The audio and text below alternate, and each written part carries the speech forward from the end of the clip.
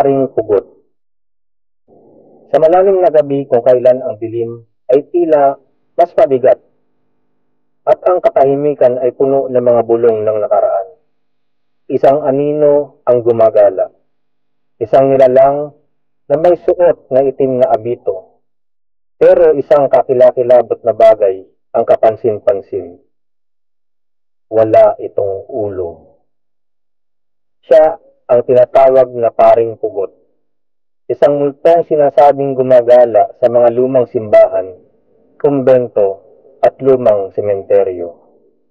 Marami ang nagsasabing nakakita o nakaranas ng presensya ng Paring Pugot. Sa iba't ibang bayan sa Pilipinas, may mga kwentong nagpapakita ng kanyang pagpaparamdam. Minsan ay naglalakad sa madilim na kalsada. Minsan na may tahimik na katayo sa harap ng altar. Animo'y nagdadasal kahit wala siyang ulo. Ngunit saan nga ba nagsimula ang alamat ng Paring Pugot? Isa ba itong multo ng isang tunay na pari?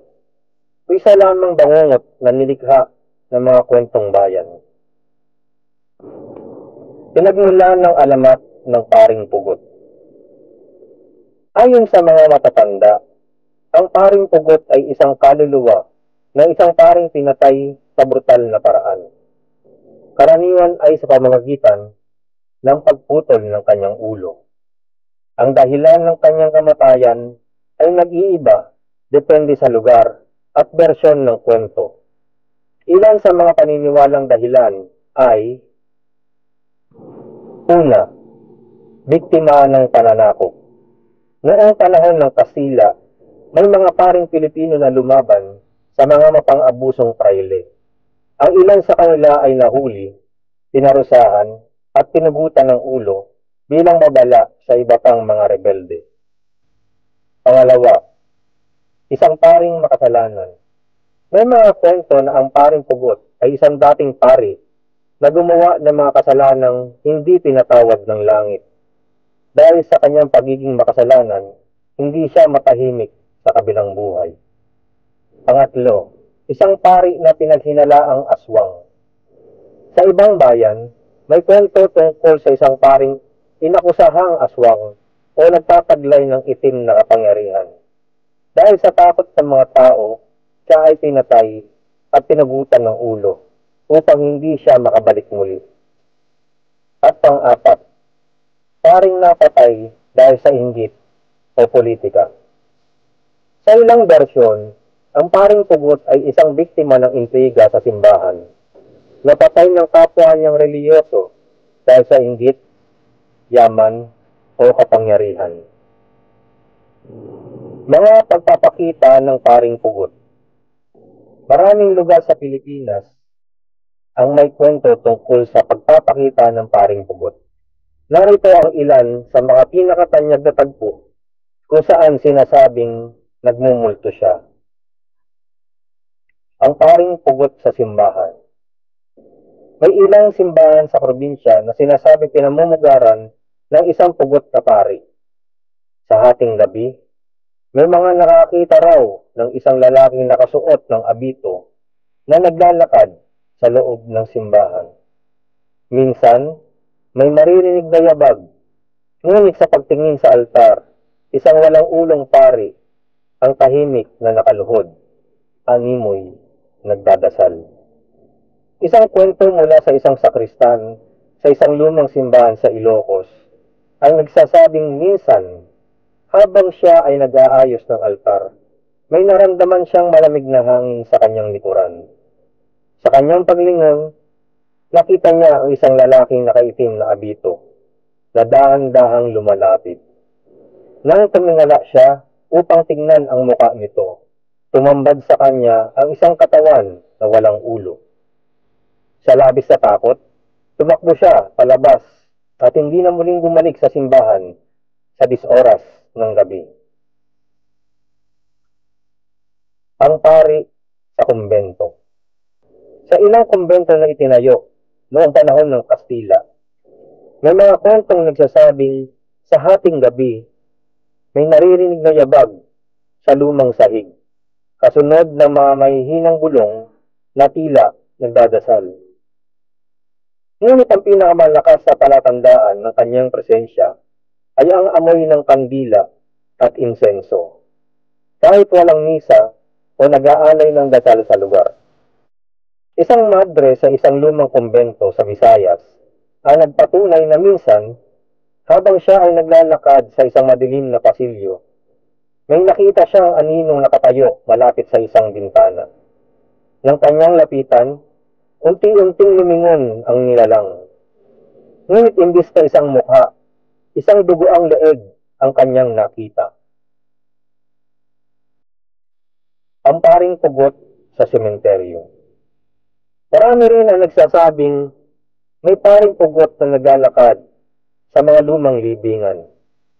Dala ang isang rosaryo at isang kandila. Minsan, may mga tao na dumadaan sa sementeryo at nakakakita ng isang paring nakayuko at tila nagdadasal sa ibabaw ng isang puntod. Ngunit paglapit nila, unti-unti itong naglalaho sa hangin. Mga palatandaan na malapit ang paring pugot. Ayon sa mga nakaranas na ng kanyang presensya, may ilang palatandaan na maaaring maramdaman kung malapit ang paring pugot. Una, biglang lumamig ang paligid. Kahit na mainit na gabi, may mararamdamang malamig na simoy ng hangin. Pangalawa, amoy kandila o insenso. Kung walang misa o kandilang nakasindi, ngunit biglang sumingaw ang amoy ng kandila, maaaring siya ay nasa paligid. Pangatlo, naririnig na yabag o pag-usal ng dasal. Minsan, may mahihinang yabag na tila nagmumula sa isang nilalang na hindi mo nakikita. At pang-apat, biglang pagpatay ng ilaw o pagkisap ng kandila. May mga pagkakataong biglang namamatay ang ilaw sa kumbento o sa simbahan kapag malapit na siyang lumitaw. Paano maiiwasan ang paring pugot? Bagamat walang tiyak na paraan upang hindi makatagpo ng paring pugot, may ilang pamahiin o paniniwala na maaaring makatulong. Una, huwag pumunta sa lumang simbahan, kumbento o sementeryo na mag-isa sa hating gabi. Pangalawa, magdala ng rosaryo o banal na tubig. Sinasabing epektibo ito upang maprotektahan laban sa masasamang espiritu. Pangatlo, huwag tumitig ng matagal kung makakita ng anino o kakaibang nilalang. May paniniwalang maaaring kausapin ka ng paring pugot at kunin ang iyong kaluluwa. At pang-apat, magdasal at huwag makialam sa kanyang presensya. Ayon sa ilang kwento, mas nagagalit ang paring pugot kung may taong nagtangkang gambalain siya. Konklusyon. Ang kwento ng paring pugot ay isa sa mga pinaka-nakakakilabot na alamat sa Pilipinas. Isa itong multo ng isang pari na hindi matahimik. Patuloy na naglalakad sa mundo ng mga buhay. Naghahanap ng hustisya o pagtubos sa kanyang kasalanan. Isa man itong katang-isip o may bahid ng katotohanan. Isa lang ang tiyak. Ang takot na dala ng kwento niya ay patuloy na bumabalot sa madilim na gabi. Kaya sa susunod na ikaw ay maglakad malapit sa isang lumang simbahan o sementeryo, mag-ingat. Baka nasa tabi mo na siya, tahimik na nagmamasid. Naghihintay na makita mo siya bago siya biglang maglaho. Sino po sa inyo ang may personal na karanasan o kwento tungkol sa paring pugot? Pakisalaysay naman sa comment section. Salamat po sa inyong pakikinig o panonood. Magandang gabi. Ito po ang Takot at Hiwaga.